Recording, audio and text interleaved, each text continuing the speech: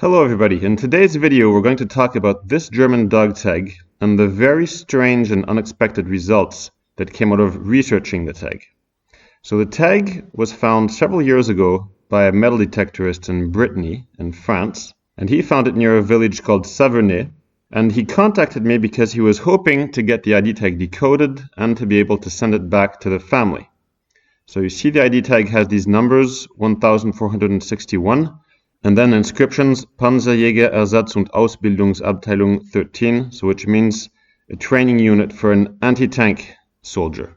Now at the time this metal detectorist contacted me, it wasn't actually possible to get these dog tags decoded. So he did write a letter to Berlin and they answered that they wouldn't give him the person's name and stuff. And he had told me he wasn't interested in World War II relics, so I asked him if he was maybe willing to sell it, and he said, "I'm not interested in selling World War II relics, but if you want it, then I'll give it to you." So that was very nice of him, of course. So I've had this dog tag around my house now for several years, and now finally it's become possible to research these dog tags.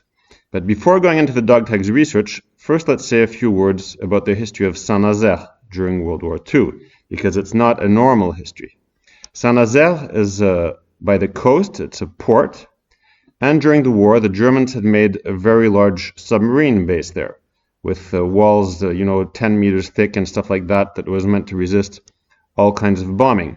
So because it was a port and a submarine base, it was doubly precious to the Germans, and when the fighting in Normandy was coming to an end in 1944, the Germans took the decision to change several of these coastal ports into fortresses, Festungs as they called it, and to have these locations resist until the bitter end. So they did that in several towns, in Brest, in Lorient, and St Nazaire in Royan. And the Allies attacked Brest pretty fast, and they were involved in heavy fighting with heavy losses for weeks, and they finally managed to capture the town in September 1944. But that experience showed them that it wasn't really worth the trouble. So then they just left these other German Festungs alone, and they simply besieged these locations. So at St Nazaire, you ended up having this resistance pocket of 28,000 German troops, and they simply stayed there until the end of the war in May 1945. So when people think of May 1945, they think of fighting in Berlin, they think of the Eagle's Nest and things like that. But actually, way back in France, near the D-Day beaches, there were still several towns filled of dozens of thousands of German soldiers still resisting the Allies. So now that we know that St Nazaire was one of these resistance nests that held out until May 1945, let's get back to the identification tag. So it had been found in the village of Savernay, and you can see on the map here that that is within the pocket of St Nazaire. And I was recently finally able to get this ID tag decoded and was sent a retranscription of the soldier's military file. So the identification belonged to a soldier called Hans R, and I won't say his full name and you'll understand why later on. And you can see that his dog tag inscriptions were 1461 for Panzerjäger Ersatz- und Ausbildungsabteilung 13, so that's a match for the identification tag.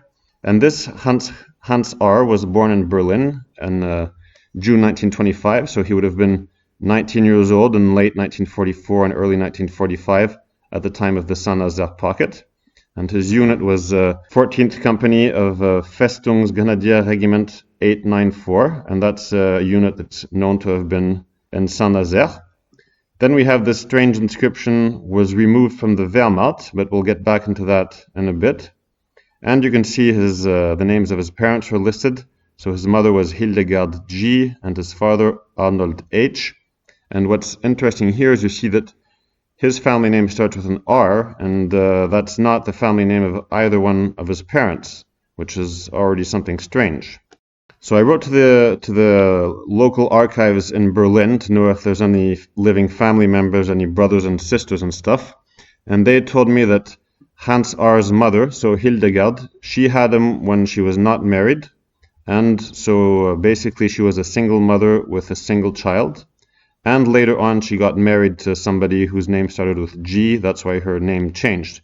And she never had any other kids with the man she got married with. So Franz R. was born of a single mother with no known father, and he had no brothers and no sisters. And I looked Hans R. up in the German Red Cross files to see if he was there, and sure enough, I find him, and he's listed as being missing in action in St Nazaire since June 1944. So all this is matching nicely with the location that the ID tag was found at. But then the question is, why is he missing in action? Was he captured? Was he killed? What happened to him? And we go back to his army file, and we see that they're also puzzled, because in 1950, they're still saying that he's missing in action, that the last news came from him in October 1944 from St Nazaire, and they think that he's most likely in the French Foreign Legion in Indochina. Now, this might come as a surprise to some people, but yes, many German prisoners in France actually joined the French Foreign Legion and ended up being sent to Indochina or Vietnam. And in the French Foreign Legion, people changed their names and stuff, so it wasn't easy to be able to track them down afterwards. And then we see in 1953, a witness from his unit, Max Siebert, says that he saw Hans R. die in 1946 in a POW camp in St Nazaire. So there's conflicting information, and then they try to find the casualty lists of his unit, and they also find no trace of him there. In 1954, another witness, Heinrich Inderbieten, comes forward, and he says that he heard that Hans R. had died, but he doesn't remember who told him that. And they keep on searching. You see in 1958, they see that they've never managed to find any prisoner of war reports about Hans R. So basically, we know he disappeared in St Nazaire, but it's not clear if he died in combat, if he died as a POW, if he actually joined the French Foreign Legion and might still be alive under a different name.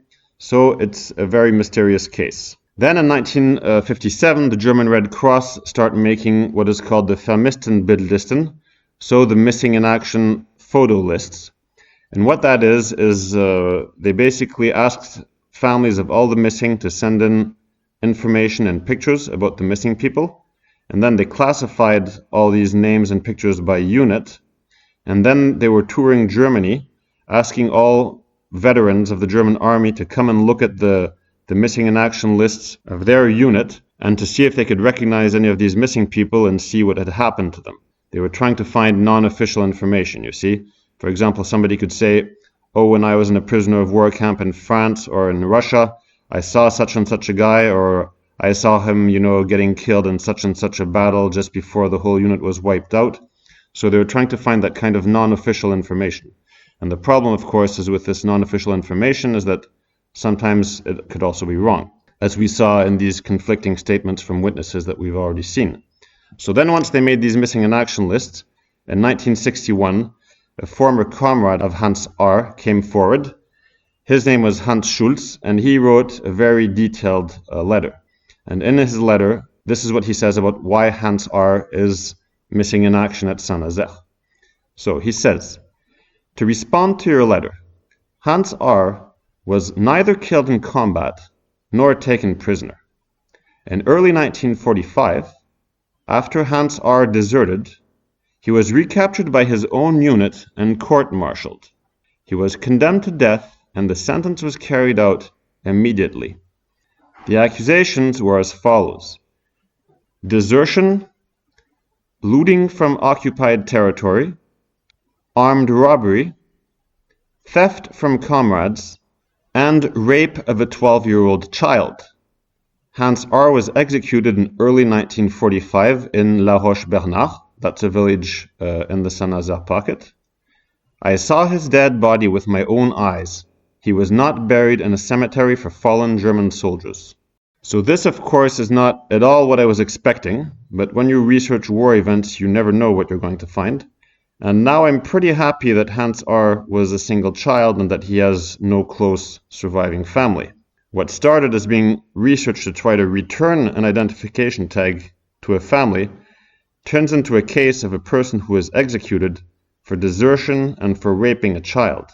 Thanks to the missing in action list from the Red Cross, several other witnesses came forward, and most of them confirmed Schulz's account, though they were less detailed. So now that we know that Hans R. deserted, let's look at his dog tag again, and we'll notice an interesting detail. In World War II, German dog tags were made of aluminum or zinc most of the time, and Germans, are known to be very orderly people, and often when identification tags were put away after the war, you see they would wrap the string around the ID tag like this.